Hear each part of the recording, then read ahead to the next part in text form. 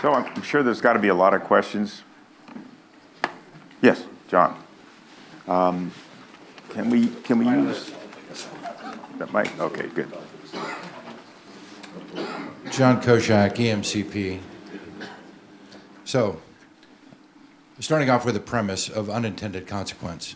And if we look at life and elevators and what we are trying to do and what those unintended consequences can be. For example, using computer controllers that rely on serial communication.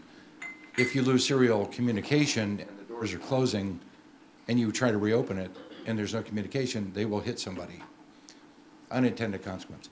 When it comes to AI and hacking, anti-hacking, cybersecurity, we've kind of self-imposed that. Unlike your EPA oil engine, gas engine comparison, we came up with gas engines. We, as a society, did that. In the elevator trade, we decided we're going to connect these elevators to the internet and created now this need for this cybersecurity. I believe that the unintended consequences of that decision are going to be negative in the broad sense of why do we need to connect? Why do we need remote interaction? In America, being on the Standards Committee, we discuss these issues philosophically. And it's almost like Nietzsche talking to Freud and Jung and Goethe, and we're all saying, why? Why? Is there a question in that? In Europe, I have a question. In America, we call safety switches electrical protective devices. And I don't know what they call them in the norms here in Europe, I forgot. Can your remote interoperating systems bypass the EPDs? Is a question I have for the table. Kone came out with a commercial while we were discussing this in America. And it's, hey, we're trapped in the elevator, he pushes a button and the Kone, oh, well, hold on, we'll just jump this out. Can you jump a final limit out? And is that something that we really should consider as an industry is okay to do? Why don't we answer that question, John? Yeah, let's answer that question. Okay. First of all, no, you can't. When you want to do anything that's in the EN codes that is not such as doing that, you may do through risk assessment go to a notified body, right. and they may allow you to do something. But we're not. No one's jumping out safety circuits. What people are doing, many companies are doing, is they are rebooting a system, rebooting a door operator. But that's not necessarily, when it comes back up online, all the safety devices should still be there. So okay. All of that, now, remote RIO, as it's called in the United States, says that you can only do these things when they're on automatic. Most of the companies I'm sure all of the companies that are doing this type of thing are doing it following the risk assessment analysis in one of the ISO standards for lifts. There is an ISO standard for lifts on how to conduct risk assessments. And I know at least one company has thoroughly done this over 2 years just for the U.S. So it's not taken lightly by anybody, but I was really happy that Philip suggested we bring Lift Institute here because we want to make people aware of this. That as Patrick said, you have to be vigilant every day because we will be hacked. Right now, around here, they can't make cars in Land Rover because they've been hacked. So it's a big issue. So we have to be mindful of this. And if you look at people like Microsoft, who many people are using, they have a whole building that's full of former CIA agents there that are doing cybersecurity protection. And I've talked to one of them, he says, well, there's more than one way to hack a system. I'm also a locksmith. So they're really nasty people. and we have to be mindful of that. Security of our machine rooms and that type of thing. But no, I don't think anyone's jumping out final limit switches. Okay. In all of the... The gentleman from Coney could add, since it was referenced to his commercial act. A good point. Well, I'm not not a best expert on this, but that's my understanding also that is like out of the question. But then I think, and again, maybe this is with a question mark, I understand that safety circuits are partially implemented by software also these days. So then I think it's maybe not so straightforward anymore. And that's why if you're going to use parcel, if you're going to use sill levels, you have to go through a risk assessment. You have to go through a notified body like Lift Institute and TÜV and other people. And you don't just easily do any of this thing. It's very difficult to do, very difficult to get approved. As a facilitator of 14798, Yeah. and having been charged to find and get ACO certificates, which are the American version of a notified body letter of approval. Mm-hmm. It is difficult, but it is not impossible, and there are, let's say, openings that allow cracks in the system. But again, unintended consequence. Second question, in all of your presentations, my findings are many of the issues with elevator failures have to do with housekeeping and lack of housekeeping and the degradation of components as a result of not vacuuming the hoistway, not cleaning the car top, not cleaning a machine room. Nowhere have I found an IoT device that will say, time to vacuum the hoistway. And they don't exist, obviously. But I believe that there is a level of maintenance, as Patrick was mentioning, that has to be done.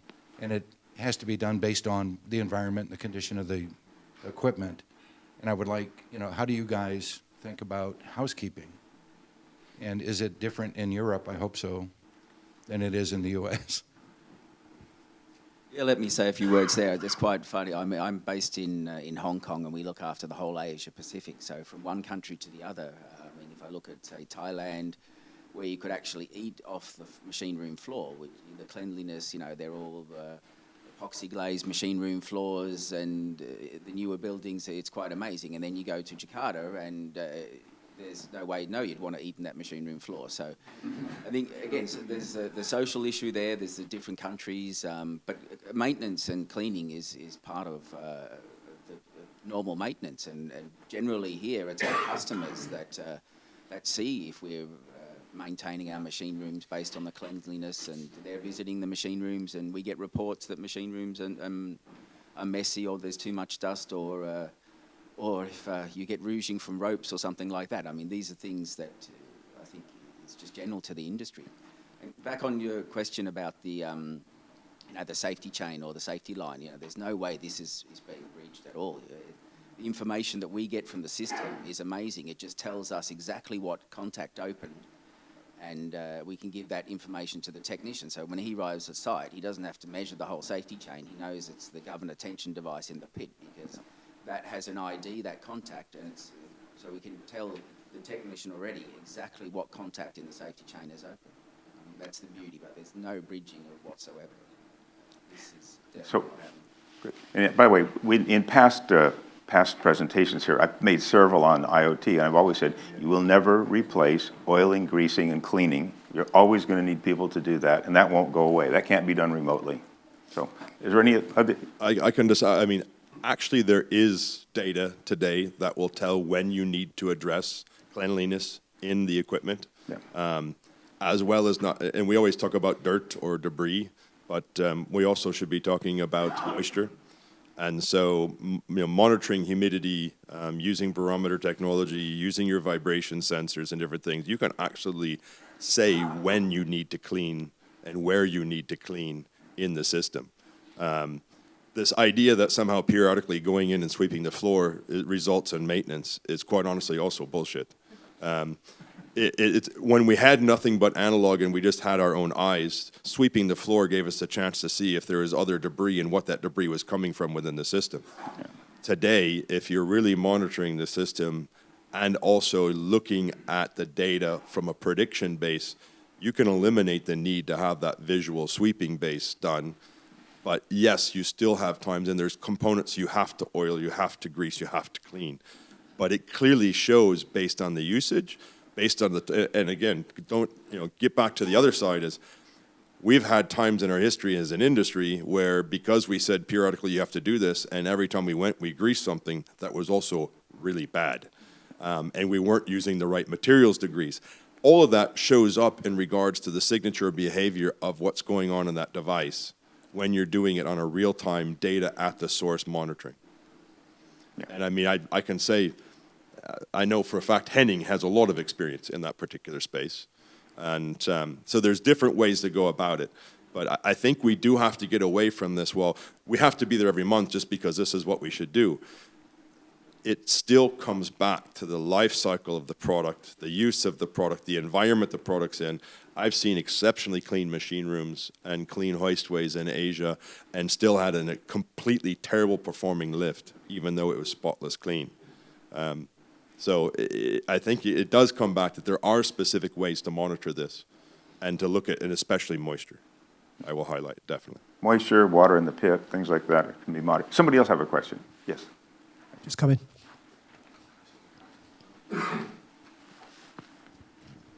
Yeah, Danny Hilliard from Cundall.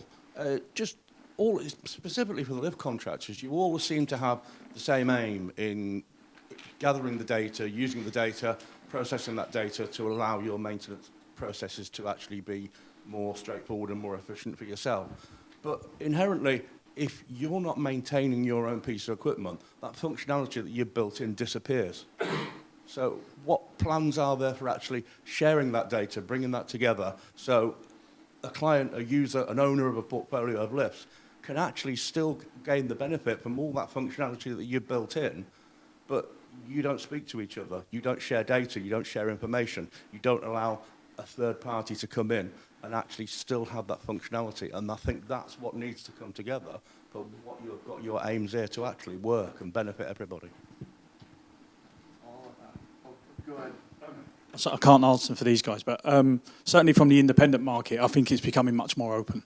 At Safeline, we're dealing with many companies throughout Europe now with APIs, and we're sharing data to make sure it goes into each other's portals. I think the independent market is working really well, and we'll eventually get towards that as well. Another question? Yes. Oh, you didn't answer. Okay, sorry. Pardon me.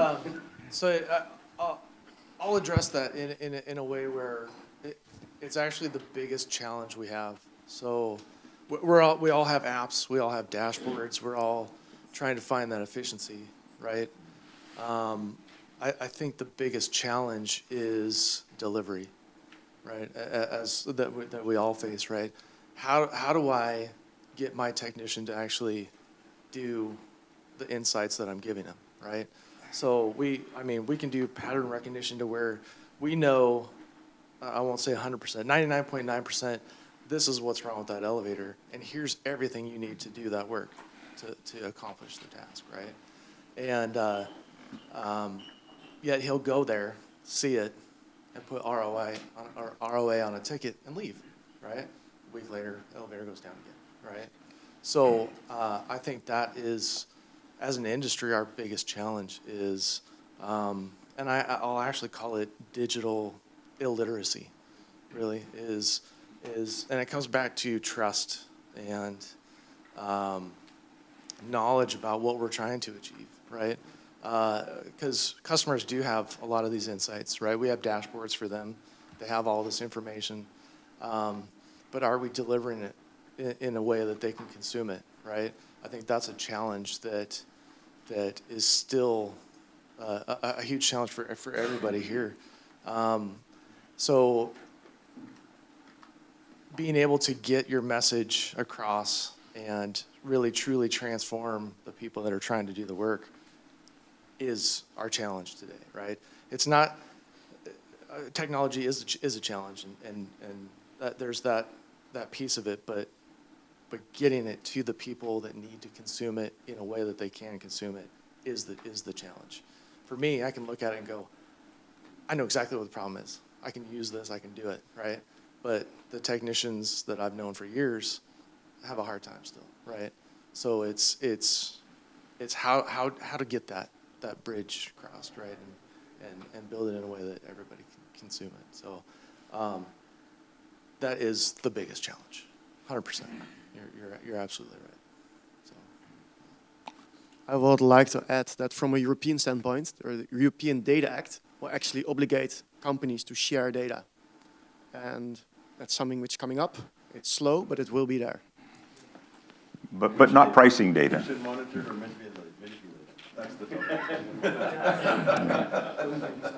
Okay, we have a question in the back. Yeah, so Tech from We Maintain. Okay. Question, sort of couple in there, transparency with it. So Philippe, Hong Kong, there's the BCA in Singapore I'm aware of, which is basically a regulation around IoT. So you can't just go and put a cardboard box on top of a lift and tell people you're monitoring things. You have to prove you're monitoring things. You have to prove you're attending to alerts. If you reject an alert, you have to prove the reason why you rejected it. In Europe, there's, to my knowledge, Stuart may know, there's no real regulation around IoT. So you could have a message, floor level out, 10 mil, EN guides 10 mil, it's at 10 mil. You decide you don't attend, someone trips over, breaks their neck. Where's the liability go with IoT and information? Information's one thing. We will say, what do you do with it? Is there any regulation coming into Europe for IoT?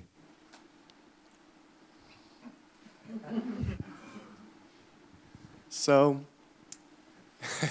it's a very tricky question. It's a very good question, actually. There is no regulation which states you shall do something with it. They state you shall collect it in a secure way, you shall collect it in a safe way. At some point you shall share it with others as well, in some kind of form, we're not sure which. But if you follow up, that's more to the contractors and how to follow up. And that's within your own contract. So that's not European yet. But information's powerful. Is there a discussion about bringing a regulation in? Will it become a standard? I mean, it's all anyone's talking about. It's all anyone's selling. So in Germany, it is starting. We have the VDI 4702, which is addressing similar topics like the RMND. So how can maintenance be changed due to condition monitoring data? And this standard will probably request some specific points to be monitored to extend maintenance intervals. Yeah, I think we have to look at the point, again, it gets back to which data, and as well what conflicts that we have in regards to sharing data. I mean, we do have conflicts with the GDPR in regards to how data is shared. Mm-hmm. And I think how we get over it is we go back to, if you can get to that single source of truth and you're looking at the core data or the raw data from that single source of truth and not somehow, I mean, you know, if you look at monitoring versus prediction, I mean, monitoring is something that's, you're getting something that's already after the fact. You're getting an error code in many cases. But an error code is already somehow a preconceived manipulation of, if you have this sequence of I/O, therefore then this error has happened. Does that mean that that's actually what's caused it from a maintenance standpoint? No. It just means it's a fact that this is what's happened to date based on an engineer's perception of what the error code is. So it comes back, you have to get to, I mean, before we can start talking about how to exchange data, we really have to start talking about what data is critical to exchange. And at the end of the day, if it's more of how do we balance to show that we're doing the proper maintenance to get the proper service performance or service efficiency, and that we're benchmarking across each other, maybe that's where we need to go. But I think that's going to probably have to come within the industry rather than coming out of regulation. Yeah, China has a very strict code on remote monitoring and maintenance.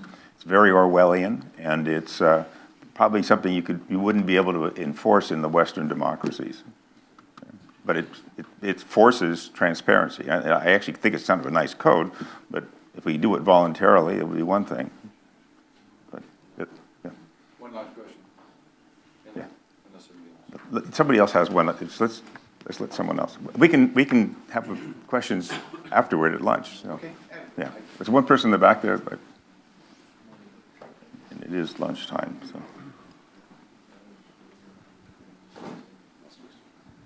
Hi there. I have a couple of questions regarding remote monitoring. In terms of read-only or read-write, what's your take on making remote adjustments away from the site in terms of safety? And secondly, in terms of who owns the remote monitoring for, say, a multi-end-user asset register, is it the end customer or the lift company?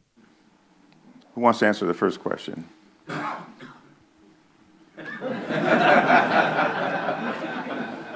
Thought that might open it up a bit. If it's about safety, so then I'm turned on. So setting parameters is always a discussion, because at some point parameterization and programming becomes one fake gray area.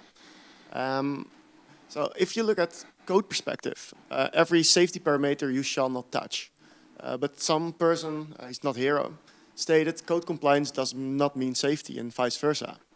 So personally, I do not like changing parameters. And if you do so, you shall have some risk analysis. And to even go back to, can we bridge safety functions? Well, the code doesn't state you cannot. However, you come to the regulation, you shall do your proper risk assessment, etc. And it will be a very tough challenge. What I see in the market is we tend to set every parameters. I see people who stop brake monitoring, for example, which is vital for UCM. And then you will have a safety risk without any, so we do not have the regular steps yet. For the second question? Maybe on the first one I can take a little stab at it. Once upon a time, I was the lead on doing the first software-based safety system elevator controller in the industry. And so we actually had implemented a substantial amount of software-based safety rather than specific hardware switches, for instance. By all means, if you have a hardware switch today, you should not be bypassing it. And by the way, we shouldn't be bypassing it from a service mechanic or from a virtual mechanic at the end of the day, in regards when we're talking about riding safety.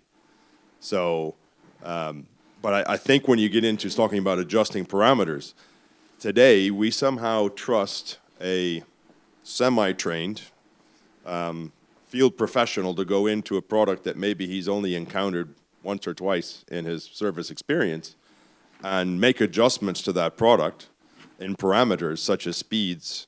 I think we've seen in one of the presentations that today they can actually reduce the speed of a door or reduce the speed of a drive to be able to provide safer operation or a more longevity-based operation for that time period until they get a person on site. I don't see anything wrong with that, actually. And quite honestly, doing that remotely with all the technology and then all the performance monitoring after that and the data, let's say, stack that you can get after that to see what condition that status sits in is technically safer than sending somebody on site, having their own judgment, oh, I'll just do this and it'll get me by. And I'll take care of it the next time I'm here. Well, with no capability to see what happens in between. So I think this misnomer of we have to, I mean, the US has this thing of, oh, you can't have two-way communication. You shouldn't be diving back into an elevator system or manipulate it from remote because that's bad and bad things could happen. Yeah, you hack it, bad things could happen. But it comes back to what level of parameter adjustment you can make, what is held as absolute safety integrity. And that's, Rory, you mentioned as far as the SIL rating process. Right. You get SIL 1, 2, 3, 4, with the higher the number, the more significant. The SIL process will actually validate and sort out what's manipulatable and what's not, and what should be allowed and what shouldn't. And I think I put a lot more trust in that than, quite honestly, I do into today's status of some service mechanics, to be really frank. I would agree to that. So at least the European code defines the safety components. And safety components are under PESRA. You cannot manipulate them from the outside. You cannot do software updates, nothing. So the systems are completely blocked, and I'm pretty sure that you cannot hack them. So I'm really confident for all safety devices used according to the European code, at least. I think the whole world's using the European code when it comes to SIL levels. Yeah. We mentioned changing parameters as well remotely. Lionel. Access levels is a massive one. You're not going to allow your administrator who can see the data to be able to change a drive parameter. And that's where it's really important, especially from a portal point of view, to give access level to certain people. So your top technician will only be allowed the access to particular parameters. Yeah, that's exactly how it is today. I mean, even, for example, in our company, we have a computer program which is called Caddy to access that system, and there's a lot of fake copies on the market that you can get of that, and there is hackers that hack it all the time, and it gets there. But at least, yeah, every time that somebody logs into a system, it leaves a trace now. So we get an idea of, well, that at least that computer IP address that was actually on the system, and yeah, and I think that's the beauty of all this. It's access is only given to people that have that authority, and that's exactly right. I mean, we do risk assessments. Every symptom that has been decided to be a remote reset has had real intensive risk assessment behind and been tested that there is no danger to any of the public in any of those remote resets. I think, again, it's the risk assessment that dictates what we can and can't do. Okay, well, I think we've used up our time. It's lunchtime, but I'm sure the people that are here would be happy to answer your questions over lunch or after the meeting. So I guess we're adjourned for lunch. Yep, thank you.